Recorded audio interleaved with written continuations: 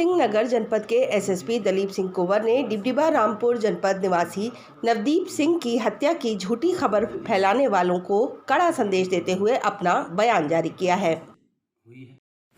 प्राप्त जानकारी के अनुसार नवदीप सनोप विक्रमजीत सिंह निवासी ग्राम डिबडिबा तहसील बिलासपुर जनपद रामपुर की मृत्यु आज दिल्ली में ट्रैक्टर रैली के दौरान ट्रैक्टर के पलटने से हुई है। स्वर्गीय नवदीप के मृत्यु के संबंध में सोशल मीडिया पर लोग भ्रामक सूचनाओं का प्रचार प्रसार कर रहे हैं। कृपा करके इन सूचनाओं पर ध्यान दें। मेरा जनपद वासियों से निवेदन है कि जनपद में शांति व्यवस्था, सौहार्दपूर्ण व्यवस्था को बनाने में पुलिस को सहयोग प्रदान करने का कष्ट करें। स्वर्गीय नवदीप के मृत्यु के संबंध में जो भ्रामक सूचनाएं प्रचार प्रसार की जा रही हैं, उनको हमारी सोशल मॉनिटरिंग सेल निगरानी रखे हुए है। ऐसे लोगों को चिन्हित करके उनके खिलाफ कार्रवाई की जाएगी। कृपया करके जनपद पुलिस को शांति व्यवस्था बनाने में अपना अमूल्य सहयोग प्रदान करने का कष्ट करें। धन्यवाद। Bureau report, news studio, Udham Singh Nagar. जनवरी माह समाप्ति की ओर है, लेकिन अभी तक उच्च पहाड़ी क्षेत्रों में ना ही पर्याप्त बरसात हुई है, ना ही बर्फबारी, जिसके चलते हल्द्वानी की गौला नदी समेत जिले की अन्य नदियों का जलस्तर लगातार घटता जा रहा है। आने वाले ग्रीष्मकालीन मौसम में पानी की किल्लत से हल्द्वानी शहर को जूझना पड़ सकता है। अगर हल्द्वानी शहर की बात की जाए, जहां शहर की आबादी को प्रतिदिन 32 MLD पानी की ज़रूरत होती है, जिसको जल संस्थान गौला नदी और ट्यूबवेल से पेयजल आपूर्ति करता है, वहीं गौला नदी के घटते जलस्तर पर जिला प्रशासन भी अपनी नज़र बनाए हुए है। जिला अधिकारी सविन बंसल का कहना है कि पिछले वर्ष के मुकाबले इस वर्ष बर्फबारी और बारिश कम देखने को मिली, लेकिन अभी बर्फबारी और बरसात का सीजन खत्म नहीं हुआ है।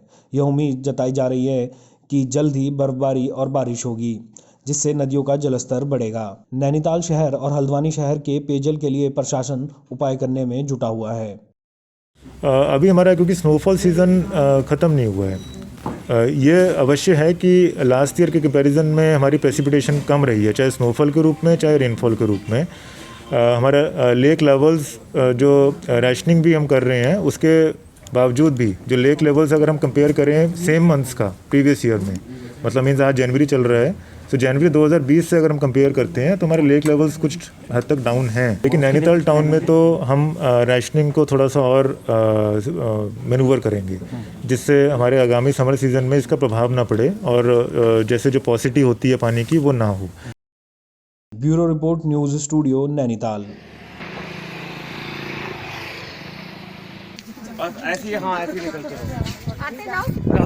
मसूरी में सुभागा देव नैथानी मेमोरियल ट्रस्ट के द्वारा गरीब लोगों को ठंड से बचने के लिए कंबल वितरित किए गए। मसूरी नगर पालिका परिषद के कैंप कार्यालय में आयोजित कार्यक्रम में सुभागा देव नैथानी मेमोरियल ट्रस्ट की अध्यक्ष विजय लक्ष्मी काला, नगर पालिका अध्यक्ष अनुज गुप्ता और सभासदों ने करीब 200 लोगों को कंबल वितरित किए। विजय लक्ष्मी काला ने बताया कि मसूरी में ठंड लगातार बढ़ रही है, ऐसे में संस्था द्वारा कोशिश की जा रही है गरीब जरूरतमंद लोगों की मदद की जा सके। अपनी सोसाइटी को जो है जहाँ पे जरूरतमंद को, जैसे कि अभी जो है ये कोरोना काल में जो है मास्क की आवश्यकता है या ठंड से बचने के लिए कंबल सबसे बेटर है, तो ये कंबल बांटने का आज हमने कार्यक्रम किया है यहाँ के माननीय सभासद श्री पंकज खत्री जी के द्वारा, और बहुत सारे सभासद और अध्यक्ष गुप्ता जी ने हमारा सहयोग किया है। और समय समय पर सुभागा देवी नैथानी मेमोरियल ट्रस्ट जो है ऐसे कार्यक्रम करती आई है और करती रहेगी। साथ ही उन्होंने बताया कि संस्था उन गरीब बच्चों की मदद करने के लिए आगे आ रही है जो प्रतिभावान हैं, परंतु उनके पास फीस भरने के लिए पैसे नहीं हैं। उनकी फीस को जमा कराने का काम संस्था द्वारा किया जाता है, जिससे कि बच्चों का भविष्य बनाया जा सके। कि सुभागा देवी नैथानी मेमोरियल ट्रस्ट जो है ऐसे बच्चों को, प्रतिभावान जो पढ़ रहे हैं और उनके पास फीस नहीं है या उनके पास आर्थिक उनकी दयनीय है, तो इनको उभरने का एक मौका देती है। फिर सेकंड नंबर पे आता है स्वास्थ्य, कि स्वास्थ्य के प्रति कि स्वस्थ इंसान है तो वही देश का नागरिक हो सकता है। एजुकेशन एंड हेल्थ के ऊपर है। मसूरी से न्यूज़ स्टूडियो के लिए सुनील सोनकर की रिपोर्ट। मसूरी के सामाजिक कार्यकर्ता पंडित मनीष गौनियाल ने मसूरी के सरस्वती शिशु मंदिर इंटर कॉलेज में शिक्षा ले रहे करीब 1 दर्जन गरीब बच्चों की साल भर की फीस प्रधानाचार्य मनोज रयाल को भेंट की। इस मौके पर उन्होंने अन्य गरीब बच्चों को भी आश्वासन दिया, जो बच्चे बहुत गरीब हैं उनको भी पढ़ाई के लिए मदद की जाएगी। उन्होंने कहा कि उनका मुख्य उद्देश्य है कि कोई भी बच्चा पढ़ाई से महरूम न रहे, जिसके चलते वो मसूरी विधानसभा के अन्य स्कूलों में भी गरीब बच्चों की मदद करने का प्रयास कर रहे हैं। हर गरीबों के दुख सुख में हमेशा खड़ा रहूं। और जैसे मुझे ज्ञात हुआ कि मुझे कई महिलाओं ने बताया कि ऐसे उसमें बच्चों की मदद चाहिए, कोरोना काल में उनके माता पिता की उसमें फीस नहीं दे पाए और जो स्कूल में दिक्कतों का सामना करना पड़ रहा है उन्हें, उसी को देखते हुए मैंने आज गणतंत्र दिवस में उनकी फीस देने की मदद की आश्वासन दिया था और आज मैं यहाँ खुद फीस देने के लिए आ रहा हूँ। होने को तो काफ़ी है, पर मैं आहिस्ते आहिस्ते कर मसूरी विधानसभा में जितने को काफ़ी दिक्कत होंगी, जिन को दिक्कत है उनके लिए मैं अर्थात रूप में सहायता करने के लिए हमेशा तत्पर खड़ा रहूँगा। मसूरी से न्यूज स्टूडियो के लिए सुनील सोनकर की रिपोर्ट। पौड़ी में सीएम त्रिवेंद्र रावत के दौरे से पहले जिलाधिकारी पौड़ी धीरज घबरियाल ने निरीक्षण कर सभी व्यवस्थाओं का जायजा लिया। आपको बता दें कि सीएम त्रिवेंद्र रावत का कल पौड़ी दौरा है। यहां सीएम नए लुक में नजर आ रहे कंडोलिया पार्क का लोकार्पण कल शाम 6 बजे तक करेंगे, जबकि इसके साथ ही जिले को पर्यटन क्षेत्र में नई पहचान दिलाने के लिए कई पर्यटन योजनाओं का शिलान्यास भी सीएम 28 व 29 जनवरी को अपने पौड़ी भ्रमण के कार्यक्रम के दौरान करेंगे। ऐसे में सीएम के आने से पहले सभी व्यवस्थाओं को पूर्ण करने में जिला प्रशासन व जिले के आला अधिकारी जुटे हुए हैं, जिससे सीएम की फटकार से बचा जा सके। सीएम के दौरे से पहले यहां पर जिलाधिकारी पौड़ी ने कंडोलिया पार्क का निरीक्षण किया है और तेजी के साथ कार्य को समय पर पूर्ण कर लेने की हिदायत भी अधिकारियों को दी है। ये उत्तराखंड का अपने आप में अलग पार्क होगा, पहला पार्क होगा और इसका लोकार्पण 28 तारीख को प्रस्तावित है, जिसमें माननीय मुख्यमंत्री महोदय यहाँ पहुँचेंगे। इस पार्क के लोकार्पण के अतिरिक्त पौड़ी जनपद में टूरिज्म को प्रमोट करने के लिए भी जितनी भी एक्टिविटीज़ हम लोगों ने की है और करने जा रहे हैं भविष्य में, उनका शिलान्यास यहाँ से किया जाएगा। पौड़ी से न्यूज स्टूडियो के लिए मुकेश बचेती की रिपोर्ट।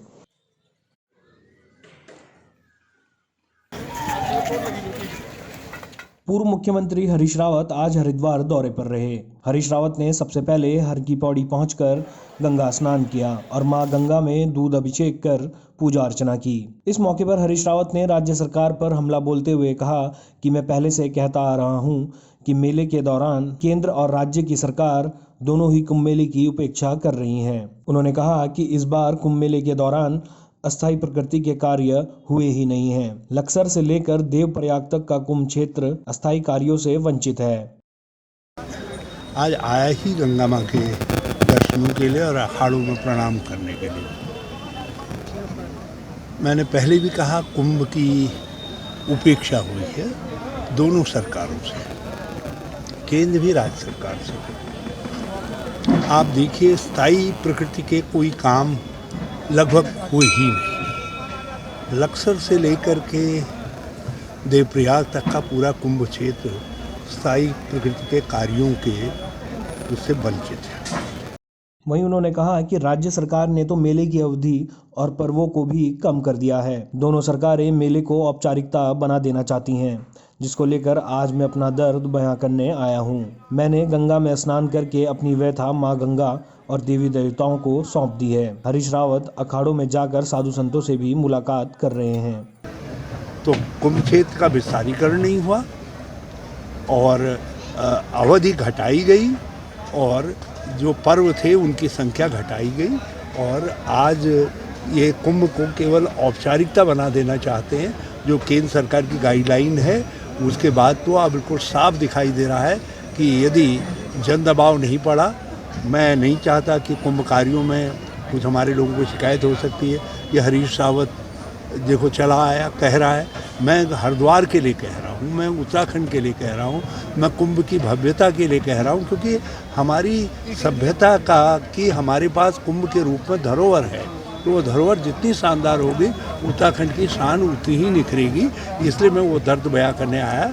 इस बात को लेकर के मैं आखिरी बार आया हूँ और गंगा मैया की प्रार्थना कर ली है। अब अखाड़ों में प्रणाम करके जो है हमारा जो कुंभ को लेकर के मेरी व्यथा थी वो मैंने अब देवी देवताओं को और माँ गंगा को सौंप दी। हरिद्वार से न्यूज स्टूडियो के लिए सुमित यश कल्याण की रिपोर्ट।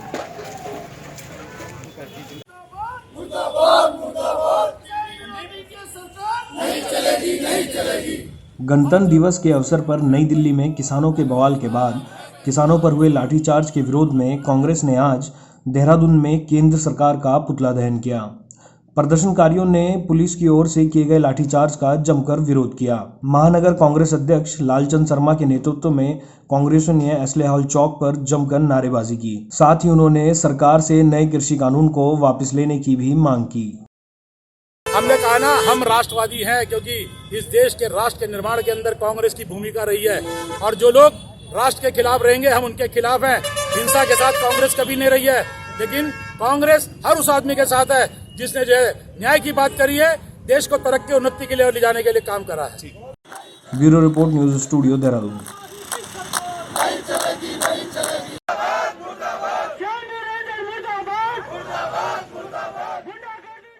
हरिद्वार के श्यामपुर वन रेंज के रेंजर विनय राठी पर अभद्रता का आरोप लगाते हुए दर्जनों लोग हरिद्वार डीएफओ कार्यालय पर धरना देने पहुंचे। धरना दे रहे आक्रोशित लोगों ने रेंजर और वन विभाग के खिलाफ जमकर नारेबाजी की। साथ ही लोगों ने अधिकारियों पर गुंडागर्दी करने का आरोप लगाया। क्षेत्र की जिला पंचायत सदस्य के प्रतिनिधि गुरजीत लहरी ने बताया, एक कार्रवाई के संबंध में जब उन्होंने रेंजर से फोन पर बात की तो रेंजर ने उनके साथ अभद्र भाषा का प्रयोग किया और जातिगत टिप्पणी भी की।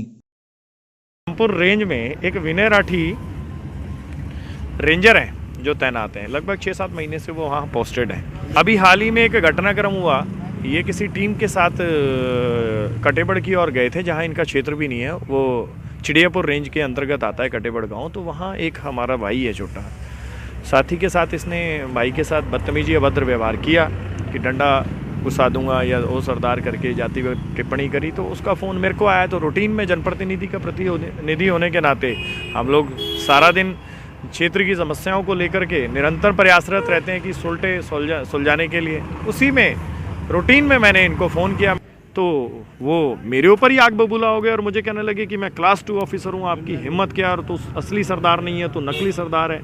मेरी जात पात की बात करने लगे। और आक्रोशित प्रदर्शनकारियों ने कहा कि अधिकारी के ऐसे बर्ताव को बर्दाश्त नहीं किया जाएगा। साथ ही लोगों ने अधिकारी को बर्खास्त करने की भी मांग की। मेरा जो थानाध्यक्ष के समक्ष जो हमारा प्रार्थना पत्र गया उसमें भी मुकदमा दर्ज करा के हम इसको बर्खास्त कराने तक पीछे नहीं हटूंगा। ये हरिद्वार से न्यूज स्टूडियो के लिए सुमित यश कल्याण की रिपोर्ट।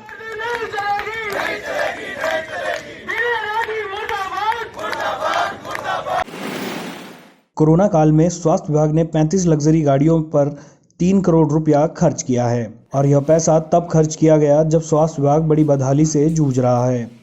ऐसे में 13 जिलों के 13 सीएमओ और उनके निचले स्टाफ के लिए भी लग्जरी गाड़ियां खरीदी गई। आरटीआई कार्यकर्ता रविशंकर जोशी ने सूचना अधिकार अधिनियम के तहत जानकारी मांगी तो यह खुलासा हुआ, जिसके बाद आरटीआई कार्यकर्ता रवि जोशी का कहना है कि कोरोना काल में इतने बड़े पैमाने पर जनता के पैसे का दुरुपयोग किया गया है। पहले से भी अधिकारियों और स्टाफ के लिए परिवहन की समुचित व्यवस्था होने के बावजूद इतनी बड़ी रकम केवल अधिकारियों के शौक पूरे करने के लिए खर्च कर दी गई।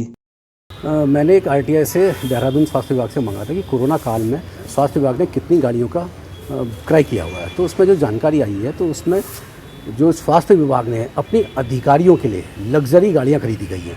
कोरोना का जो पैसा आया था उससे लग्जरी करीब 35 गाड़ियाँ इन्होंने लग्जरी करीब 3 करोड़ की कॉस्ट से, जिसमें हर डिस्ट्रिक्ट जो 13 डिस्ट्रिक्ट हैं 13 डिस्ट्रिक्ट के सीएमओ को नई गाड़ियाँ इन्होंने दी है। लग्जरी गाड़ियाँ हैं। उनके सीएमओ के संग संग उनके स्टाफ के पर्पज़ के लिए एक अलग से लग्जरी गाड़ियाँ दी गई हैं, जबकि इन अधिकारियों के पहले से सफिशिएंट व्यवस्था थी परिवहन की, लेकिन कोरोना काल में जो पैसे का आया उसका मिसयूज किया गया। जानकारी के मुताबिक स्वास्थ्य महकमे में सियाज जैसी लग्जरी गाड़ी खरीदी गई। आरटीआई में हुए इस खुलासे के बाद स्वास्थ्य विभाग की कार्यप्रणाली पर सवाल उठने लाजमी हैं, जहां एक और स्वास्थ्य विभाग द्वारा पैसों की कमी के चलते इलाज की दरों में 10% की बढ़ोतरी की गई है, वहीं दूसरी तरफ स्वास्थ्य विभाग महंगी गाड़ियों पर फिजूल खर्च कर रहा है। Bureau report, news studio, Haldwani.